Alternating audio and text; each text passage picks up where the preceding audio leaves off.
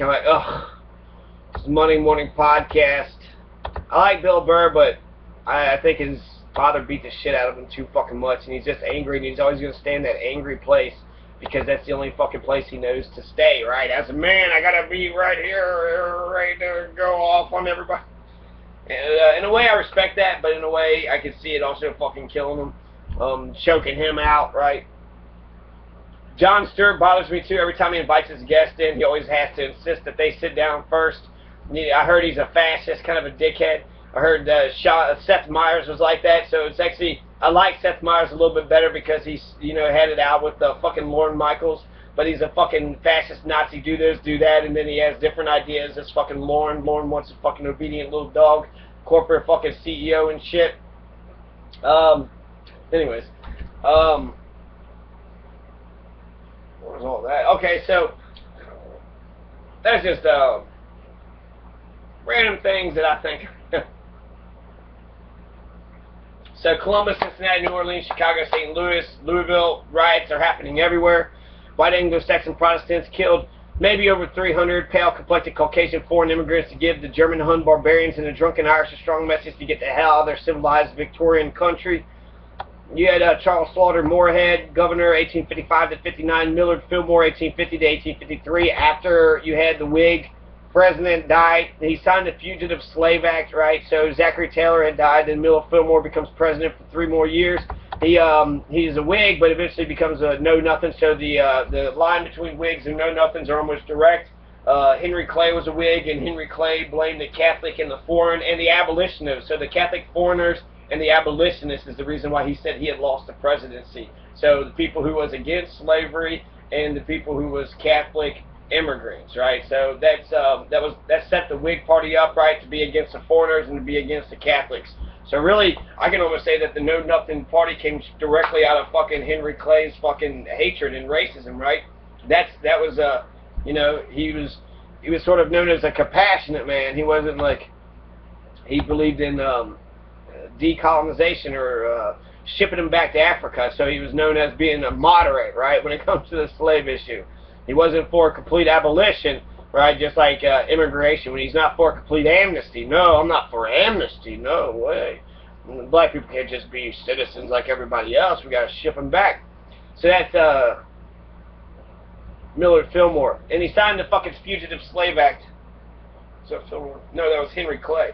So that's Henry Clay, who was the Whig, master of the Whigs, but he never got president, so he never could fucking, make a fucking movement around him. He said, I'd rather be right than president. But he wasn't even right, so he was, for slavery and blamed the abolitionists. Anyways,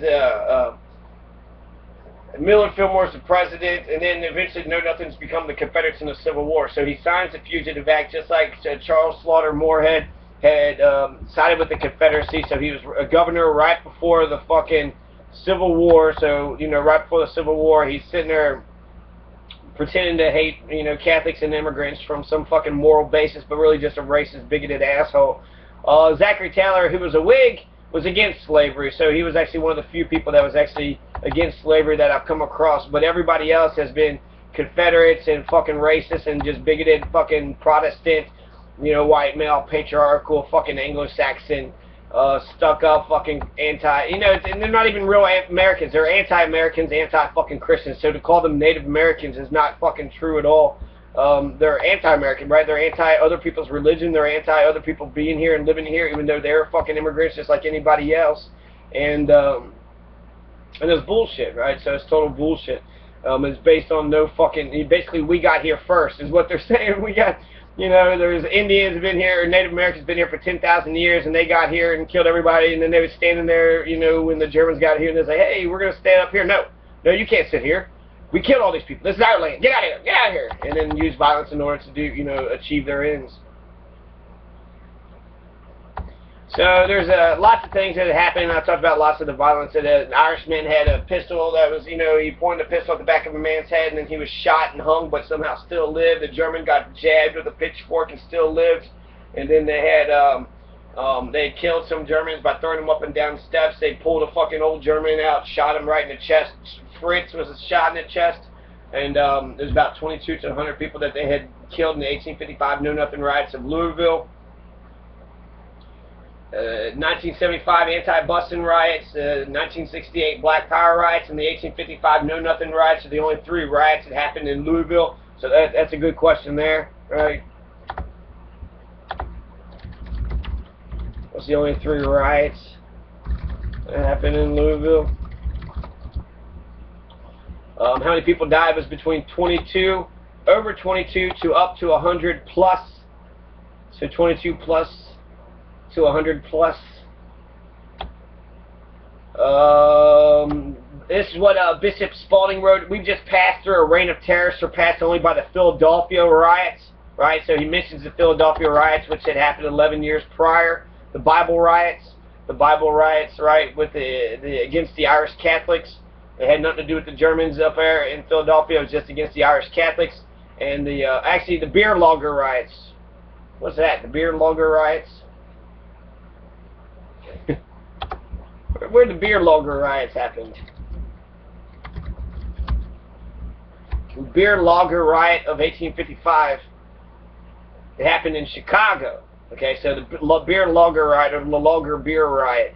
So that's an interesting name. Actually, we should say what's the, let's see, Bloody Monday, beer lager riots, Bible riots. The Bible riots was in Pennsylvania, the Philadelphia riots of 1844. It was against the Catholic Irish. They wanted to use the Bible for their Catholics, but the Protestants was using the King James Version, and they were against the King James Version. Guy Fawkes, right? Occupy mask, overthrow the fucking Parliament.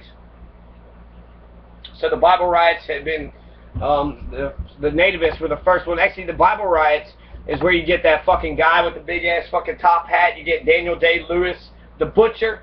Right, he comes out, oh, the butcher, you damned Irish people, get on out of here. And then they adopted like warfare, and they said, fuck it, let's have a fucking battle. Let's have a pitched battle between one another.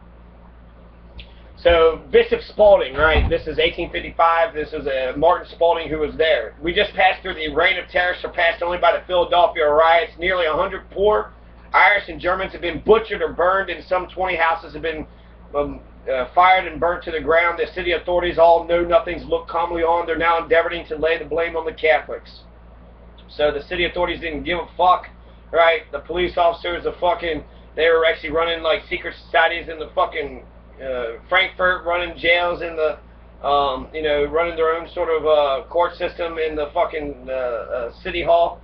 So many Catholics and other residents, among them men operating large business firms, at once closed up their affairs and removed to safer homes in St. Louis, Cincinnati, Milwaukee, and Chicago. As a result, the atrocity proved seriously injurious to Louisville as a manufacturing and cultural city.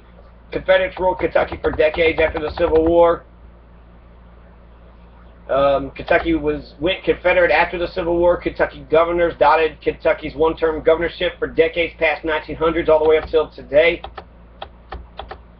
You had Louisville's own Napoleon, right, the Buckingham boss, the Duke of Buckingham, John Henry Whalen, who was a boss here, just like David and Charles Koch brothers, just like Boss Tweed. Really boss, any bosses anywhere that sort of uses patronage and jobs and takes the power, right, and uses whatever means in order to take the power. How Boss Tweed actually went to fucking jail for that shit is amazing, because it's pretty much legalized bribery is allowed today. Cincinnati had 1855 riots. They also had 2001 race riots when Timothy Thomas was shot, murdered. They had anti-police brutality riots. Right, so the gangs of New York, Leonardo DiCaprio, that's exactly what happened with Philadelphia. The Bible riots. The beer lager riots was the riots that had happened in Chicago. In 1855, the beer lager riot. So they happened in, the 1855 Know Nothing riots that happened everywhere. The beer lager riots happened in Chicago. The Bloody Monday happened in Louisville, and then they had Germans that was killed in Cincinnati too, and in Chicago only like 1 or 2, but still they had died, and they had a pitched battle, and there was cannons, and there was fucking gunfire and all this other fucking bullshit. Shit could have really got out of hand. Nativist spirit and Know Nothing movement was revived in later political movements. The Ku Klux Klan of the 1870s and 1920s, the American Protective Association of the 1890s. So again, you got more American parties coming up after the Know-Nothings, 1890s, the American Protective Association. So it's going to happen again. It's only inevitable. When they start saying the American Party, that's basically the Republicans looking for a new home. In the late 19th century, Democrats would call the Republican Know-Nothings in order to secure the votes of Germans, as in the Bennett Law campaign in Wisconsin in 1890. A similar culture war took place in Illinois in 1892, where Democrat John Peter Alged denounced the Republicans. The spirit which enacted the Alien and Sedition laws, the spirit which enacted the Know-Nothing Party, the spirit which is forever carping about the foreign-born citizen and trying to abridge his privileges, is too deeply seated in the party. The aristocratic and know-nothing principle has been circulating in its system so long that it will require more than one somersault to shake the poison out of its bones. The term has become a provocative slur, suggesting the opponent is a nativist and also fucking ignorant. George Wallace's 1968 presidential campaign was said by Time magazine to be the Neo Know-Nothing banner, but I don't even know why they would call it the Neo Know-Nothing banner, because really the KKK would be a worse one, or just the fucking genocidal fucking maniacs, the bloodthirsty genocidal, the fucking Indian killers, the slavers, right? Anyways, Fareed Zakaria, America, basically Know-Nothing is, they are the Know-Nothing Protestants. You know, the Protestant fucking English-speaking people have been here the whole fucking time. And you know, the Germans have been here 100, 200 years or so. So I would say they're safely American now. But at the time, they were saying, "Hey, we were here first," and they would be right there, right? But that's what they keep on fucking saying still today. So it's the same stupid argument, right? Fareed Zakaria wrote to politicians and encouraged Americans to fear foreigners becoming modern incarnations of the Know-Nothings. In 2006, an editorial in the Weekly Standard by neoconservative William Kristol accused populist Republicans of turning into the GOP into anti-immigration Know-Nothing party. So William Kristol is sitting there pointing out populist Republicans is trying to turn them into a Know-Nothing party. Remember, they're anti-Catholic, anti-immigrants, including Germans and Irish. So not just Mexicans, anti-fucking Canadians and the Chinese, Africans, anybody that wants to come in this country, they're probably going to be against it. The lead editorial of the May 20, 2007 edition of the New York Times, a proposed immigration bill, referred to this generation as Know-Nothings. And also the terrorists, 9/11, come through fucking Canada. So, like, we're not talking about building a wall in Canada. An editorial written by Timothy Egan in the New York Times on August 27, 2010, Building a Nation of Know-Nothings, discussed the birther movement, which falsely claimed that Barack Obama was not a natural-born citizen in the United States, was a requirement for the office of the President of the United States. Republicans have to change. Anti-Catholics, bad for the economy, take our jobs, suppress wages, competition, more crimes and disease, tuberculosis, cholera. The 1845 riots in Philadelphia, there was a cholera epidemic, and they were blaming the Irish on the cholera, right? They're blaming the cholera on the Irish Catholics. But they was dying of the fucking potato famine, so there was like, I don't know, was that the bubonic plague or something else? Catholic Republicans, you got now Rick Santorum, Chris Christie, Marco Rubio, Bob McDonald, and Paul Ryan. So you got 5 Catholics in the party, Republicans today. Paul Ryan's ultra-Catholic, Bob McDonald, Marco Rubio, Chris Christie, Rick Santorum. White Christians saying they're more white. They try to out-white Christian, you know, other white Christians.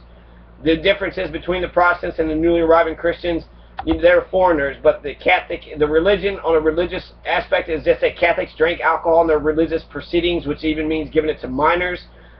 They didn't view drinking alcohol as a sin, whereas the Puritan Protestants did. Catholics also believed in the continental Sundays, where they would be with family and have festivals and have picnics with each other, and they weren't slaves all day long. So the Protestants believed that they had to, you know, worship Jesus and give all thanks to God, all praise and thanks to God, but they ignored each other, right? They didn't give a shit about the fucking family and having, you know, fun festivities and festivals with the family. So they're against picnics and they're against alcohol. So that's the Protestant-Catholic divide today. Plus there is the history and legacy of Protestants versus Catholics in Ireland and England, and that had come, you know, came here. So somehow somebody says that the riot in Chicago, the beer lugger riot, their addiction for alcohol is why the fucking beer lugger riot happened in Chicago. That's not true. It was the oppression and the repression of the Protestants. So the oppression of the WASP is why the fucking riots happened there. And they did try to blame it on the Catholics, just like Martin Bishop said that they would do. The Irish potato famine was also, it was a push factor. That's why you had the 1850s Irish people here, 1845 to 1852, 53. But basically the same thing that Pat Robertson said about Haiti is that the Irish had sold their soul to the devil, right? That's why the fucking potato famine had happened, because they were fucking Catholics, right? They supported the goddamn fucking papacy and Rome and the Pope and all that bullshit. So therefore, they had sold their soul to the fucking devil, and they deserved the fucking famine that they got. It's absolutely ridiculous today, but we have people that says the same shit. Pat Robertson said that about Haiti. They sold their soul to the devil, and that's why the fucking hurricane hit them. Same thing with the Irish. Famine happened because they were diseased, bad people.